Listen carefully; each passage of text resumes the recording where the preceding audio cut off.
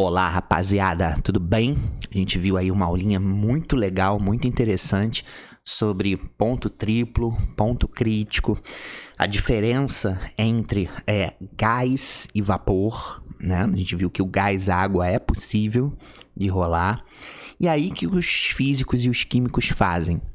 A gente viu também que a mudança de fase, ela não depende só da temperatura que o corpo está, também depende da pressão a qual ele é submetido. Conforme eu vou reduzindo a pressão em volta do corpo, vai ficando cada vez mais fácil eu separar as moléculas e ele mudar de fase.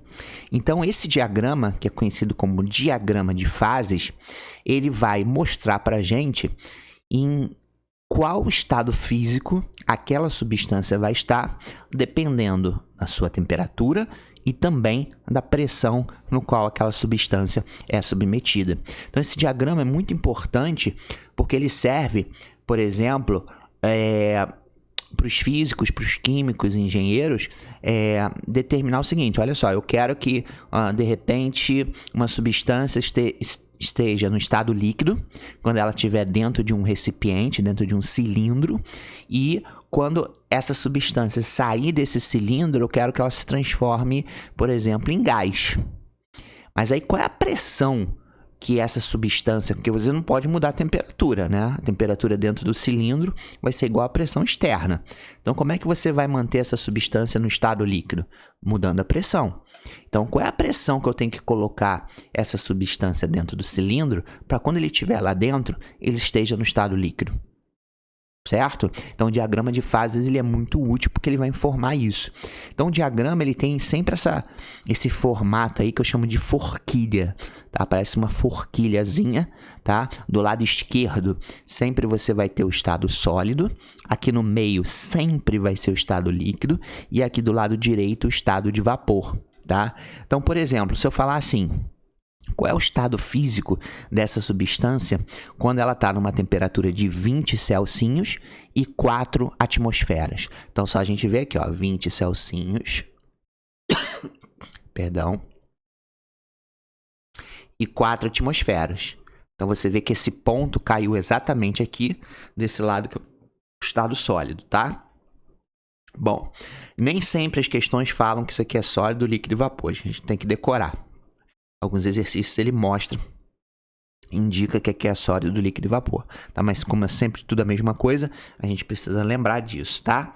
Agora, olha que coisa curiosa. Eu posso manter a temperatura em 20 e transformar a minha substância de sólido para vapor, mesmo sem alterar a temperatura, como a gente viu no outro vídeo lá na outra aula. Como é que eu faço isso? Se eu reduzir a pressão. Que olha só, eu estou aqui ó, no estado sólido a 4 atmosferas. Mas se eu começar a reduzir a pressão, vai ficando cada vez mais fácil separar as moléculas dessa substância. E aí, por exemplo, se eu reduzir agora a pressão para 1 atmosfera, você vê que a 20 graus Celsius e 1 atmosfera, essa substância agora está no estado de vapor. Olha que maneiro, eu consigo mudar de fase apenas alterando a pressão. Tá? Agora, por exemplo, na pressão de 2 atmosferas, aqui ó, se a substância estiver na pressão de 2 atmosferas, eu consigo, só mudando a temperatura, sublimar. Ou seja, a substância passar do estado sólido para o estado de vapor direto. Quer ver? Por exemplo, aqui a 20 graus Celsius e a pressão de 2 atmosferas, a substância está no estado sólido. Aí eu começo a esquentar ela, sem mudar a temperatura, tá? E passo ela para 80 graus Celsius. Olha que bonito. O que o diagrama de fases diz para mim? Que se eu mantiver a temperatura constante de 2 graus Celsius e começar a esquentar a substância, ela vai passar do estado sólido direto para o estado de vapor, porque não tem estado líquido nessa pressão. Tá? Então, a pressão de 2 atmosferas, a substância não permanece no estado líquido. Não tem como ela ficar no estado líquido. Ela passa direto do sólido para o vapor ou vice-versa.